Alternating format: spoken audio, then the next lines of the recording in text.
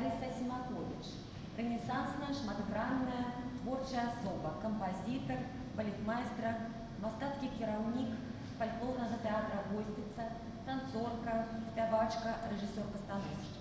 Усе гэтыя таленты знаходзяць увасабленне ў музычнай дзейнасці Ларысы Сімаковича, у складаных жанрава-стылевых сплавах, у якіх сучаснасць і памяць продкаў, неаддзельныя адзін ад аднаго, ствараюць полифонічны, шматгалосны, образна-мастацкі свет.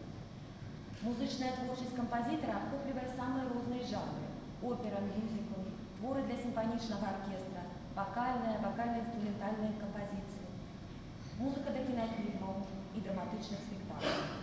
Варта адзначыць, што творчасць Ларысы Сімакович падымае адну з асноўных праблем культуры Беларусі – адраджэнне духоўнасці нацыі. У рэпертуары «Канкордия хор» каля 7 твораў Ларысы Сімакович. Зараз вы пачуеце 2. «Ішла купала», словы народныя, прэм'ера, «Пры крайчыку, пры Дунайчыку», словы народныя.